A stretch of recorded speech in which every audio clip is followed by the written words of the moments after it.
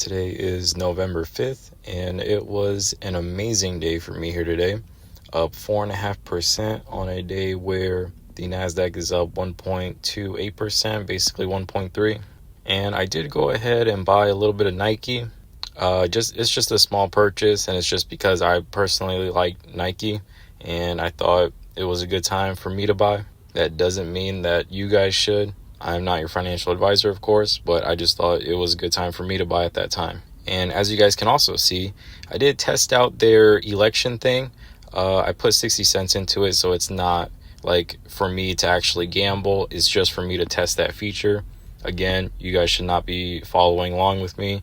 It's just as a Robinhood user and a Robinhood shareholder, I just wanted to test out that new feature. And I also noticed that whenever you buy one of these election contracts, the chart, I'll go ahead and show you guys. The chart starts to look similar to like whenever you purchase a crypto, but you don't really have any crypto. So it's just like these periods of flatness. I'm sure over time, Robinhood will continue to improve their user interface. Like, I personally hate the look of this.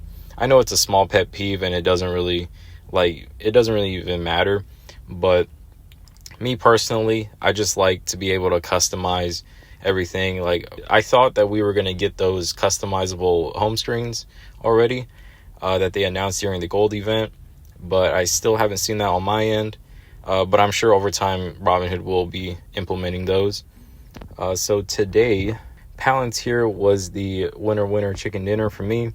Robinhood, of course, up to 2.8%. Treasuries basically flat.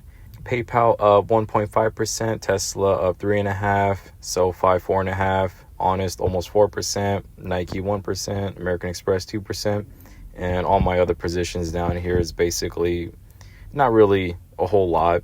These are like very small positions for me, so I rarely go over those. But Palantir has finally hit $50. Now, I did not expect this move at all. I did not expect Palantir to be 50 by the end of this year. And the year hasn't even ended yet, and it's already at 50. Looking at Palantir, obviously, it's easy for me to look in hindsight and go, oh man, I should have put at least a little bit of money before earnings. I would have made so much money, blah, blah, blah. But I honestly didn't know which way it was going to go, because Palantir was already up so much going into those earnings. Super high expectations. Obviously, the market liked what they heard, but there was just no way for me to like kind of gauge where it was going to go. And I already had a decent amount in it. I guess I could have put it in some separate account that's a lot smaller, like my smaller trading account, but it is what it is. And Palantir has finally surpassed my treasury position. So as long as Palantir holds these gains and treasuries don't make some incredible move, Palantir is officially my number 2 position. And even though I'm up 4.6% here today, it's still nowhere near my all-time high of about 92K. I hope I get there soon, but I am happy that I am still continuously outperforming the NASDAQ.